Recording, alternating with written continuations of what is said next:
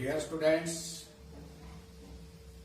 Education arena Kharkhoda में आपका पुनः स्वागत है। हमने अपने पिछले लेसन में टाइप्स ऑफ प्रोनाउन को अध्ययन करते हुए personal pronoun, compound personal pronoun जिसके अंतर्गत रिफ्लेक्सिव और इन्फेटिक प्रोनाउन के बारे में पढ़ा। अब हम इसकी अगली टाइप पर आते हैं और इसकी अगली टाइप है डेमोन्स्ट्रेटिव प्रोनाउन, जिसको हिंदी में संकेतवाचक सर्वनाम कहा जाता है। The pronoun that is used to point out the objects to which it refers, यानी कि वो सर्वनाम जो किसी वस्तु के लिए आया है उसकी ओर डेमोन्स्ट्रेट करता है, उसकी ओर संकेत करता है। For example, this is a pen, यह एक पेन है। पेन एक नाउन है, इस पेन की ओर संकेत करके बताया गया है कि यह एक पेन है। दैट इज ए पेन, वह एक पेन है। अगर मेरे पास दो या दो से ज्यादा पेन हैं तो मैं कहूंगा दीज आर पेन्स, ये पेन्स है। अगर यही चीज मेरे से दूर है तो मैं कहूंगा दोज आर पेन्स, वे पेन हैं। Students, this is a book, यह एक पुस्तक है। दिस सिंगुलर नाउन के लिए आता है जो कि निकट हो, और यदि कोई सिंगुलर वस्तु दूर है तो उसके लिए यूज होता है दैट इज ए पेन, वह एक पेन है। दीज आर बॉयज, ये लड़के हैं। दोज आर टॉयज, वे खिलौने हैं। डियर स्टूडेंट, दिस सिंगुलर के लिए आता है निकट की वस्तु के लिए। दिस प्लुरल यानी कि बहुवचन के लिए आता है एक से ज्यादा वस्तु के लिए, दो या दो से ज्यादा वस्तु के लिए निकट को दर्शाता है। दैट एक सिंगुलर प्रोनाउन है जो निकट की, जो दूर की वस्तु के लिए प्रयोग किया जाता है। दोज प्लुरल प्रोनाउन है जो कि दूर की वस्तु के लिए यूज किया जाता है। आशा है कि आप इसको आसानी से समझ गए होंगे। नेक्स्ट जो टाइप है वो आती है हमारी indefinite pronoun. A pronoun that refers to person और thing in a general way, not in a definite way. Students, इसको समझने के लिए हमें एक बात द्वारा इसे समझ सकते हैं। आप घर पर बैठे हो, टीवी देख रहे हो, किसी ने दरवाजा खटखटाया तो आप कहोगे कि देखिए कोई दरवाजा खटखटा रहा है। जो दरवाजा खटखटा रहा है वो कौन है उसके बारे में बिल्कुल भी पता नहीं। वो कोई ही है, सी है, कोई एनिमल है, क्या है उसके बारे में नहीं पता। तो उसके लिए हम क्या कहा, उसके लिए हमने कहा someone is knocking at the door. आप स्कूल के प्लेग्राउंड में खेल रहे हैं और प्लेग्राउंड में कोई दूर कोई चीज पड़ी है तो क्या कहोगे कि वहां कोई चीज पड़ी है। वो चीज नाउन तो है लेकिन वो क्या है उसके बारे में पता नहीं। अर्थात जो इनडेफिनेट हो, अनिश्चित हो, जिसका पता नहीं हो कि वो राधा है, मोहन है, कोई बुक है, पेन है, उसके लिए जो शब्द यूज किए जाते हैं उसकी जगह पर जो प्रोनाउन यूज किया जाता है वो इंडेफिनेट प्रोनाउन कहलाता है। इसको समझने के लिए, इंडेफिनेट प्रोनाउन को समझने के लिए मैंने एक वर्ड लिखा SANA, सैन, BOT, बोट, सैन बोट। इनके माध्यम से हम इंडेफिनेट प्रोनाउन को बड़ी आसानी से समझ पाएंगे। S for some, A for any, N for no, A for every, B for body, O for one, T for thing। तो स्टूडेंट्स देखिए हमने क्या किया, some body, some one, some thing, इसको जोड़ दिया। इसी तरह से हमने any body, any one, any thing इसके साथ जोड़ दिया। इसी तरह से नो को नोबडी इसके साथ जोड़ा, नो वन और know thing, nothing, everything.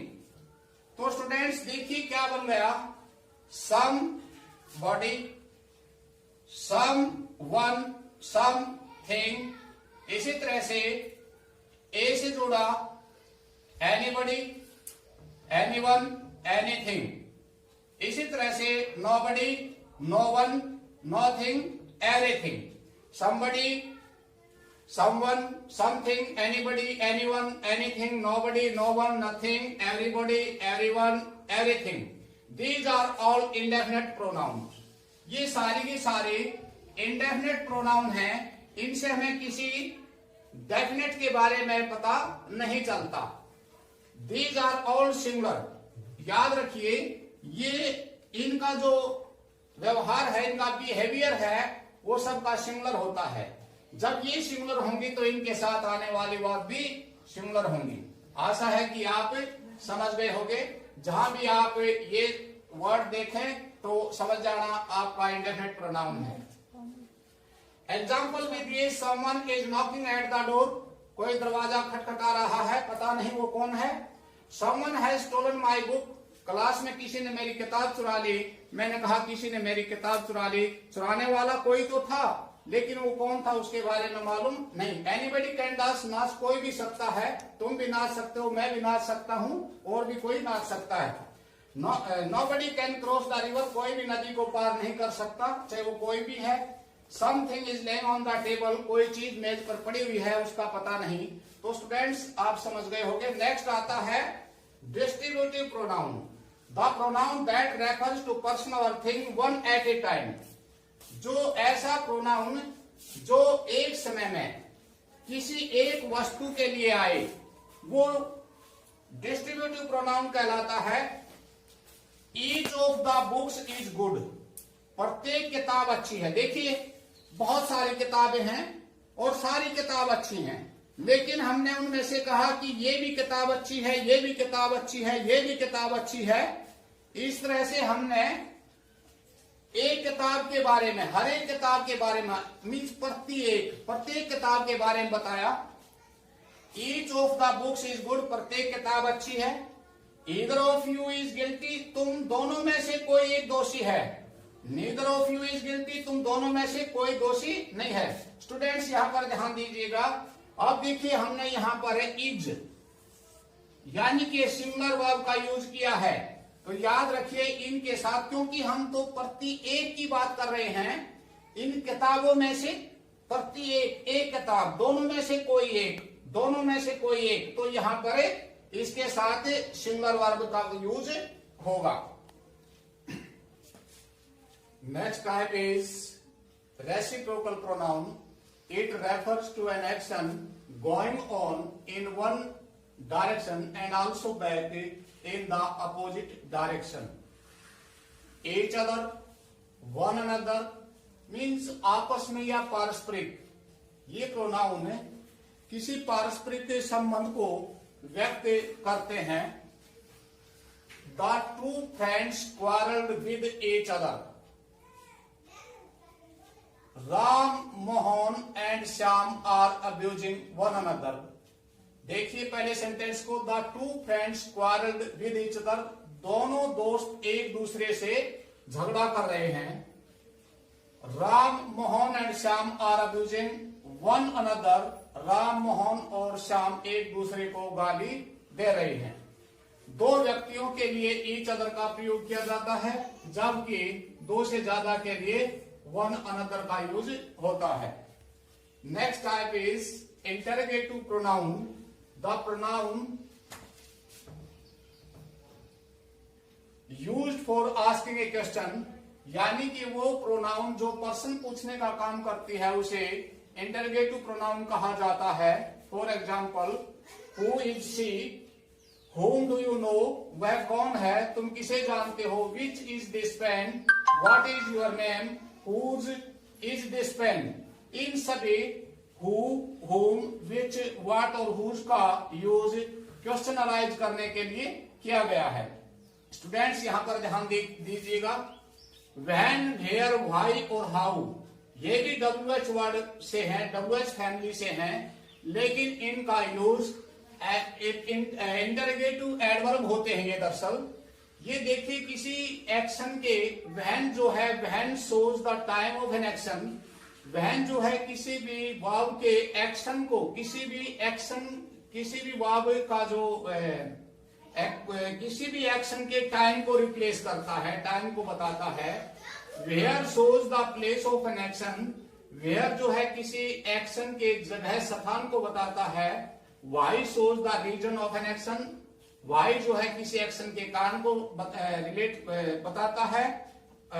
How shows the state of an action, यो हाउ जो है किसी एक्शन के स्टेट, उसकी अवस्था को दर्शाता है। इनमें से हुज, विच और व्हाट का यूज इंटरोगेटिव एडजेक्टिव के रूप में भी होता है। हुज पेन इज दिस, यहां पर देखिए, यहां पर पेन से पहले आया है हुज, तो ये नाउन है, और नाउन से पहले जो आता है वो एडजेक्टिव होता है। अब यहाँ पर हुज पेन, यो हुज एज एन एडजेक्टिव है। इसी तरह से विच बुके और व्हाट बुके, ये नाउन को क्वालिफाइज करने वाले वर्ड हैं। तो हुज, विच, व्हाट का यूज यहाँ पर एक एडजेक्टिव के, इंटरोगेटिव एडजेक्टिव के रूप में हुआ है। नेक्स्ट टाइप पर चलते हैं, relative pronoun, a pronoun which refers to the noun mentioned before it and also relates to sentences. यानी कि रिलेटिव प्रोनाउन वो प्रोनाउन होता है जो अपने से पहले नाउन आया है उस नाउन को ही रेफर्स करता है। एग्जाम्पल के तौर पर देखिए, the boy is playing, the boy is my brother, हमने इस सेंटेंस को जोड़ने का काम किया, क्या बन गया, the boy who is playing is my brother, लड़का। ये जो हु है ये कोई पर्सन पूछने का कार्य नहीं कर रहे हैं। यहाँ पर इस WH वर्ड ने कोई क्वेश्चन अराइज नहीं किया, ये तो इस बच्चे को ही इसका एंटीसीडेंट है। इससे पहले जो नाउन आया है उसी नाउन को रेफर्स कर रहा है और इस दो सेंटेंस को जोड़ने का भी काम किया। तो यहाँ पर ये एज एन एक जो है लिंकर के रूप में आया है, न कि क्वेश्चन वर्ड के रूप में। इसी तरह से the book which is laying on the table is mine, यहाँ पर विच से पहले ये जो नाउन है बुक, इसी को ही इसी की ही रेफर्स करता है। यहाँ पर विच पर्सन पूछने के लिए नहीं, अपितु इस सेंटेंस को जोड़ने के लिए जो कनेक्टर के रूप में आया है। This is the pen that was gifted to me, यह वह पेन है जो तुमने मेरे को गिफ्ट किया था। यहाँ पर ये दैट जो है एक रिलेटिव प्रोनाउन के रूप में यूज हुआ है। तो स्टूडेंट्स, हमारा ये चैप्टर प्रोनाउन आज समाप्त होता है। काफी लेंदी टॉपिक था, तो इसको हल करने में काफी समय हमें लगा, लेकिन इस आशा के साथ कि आप इसको अच्छे से पढ़ करके समझने की कोशिश करेंगे। बहुत इंपॉर्टेंट टॉपिक है। साथ ही मैं धन्यवाद करना चाहूंगा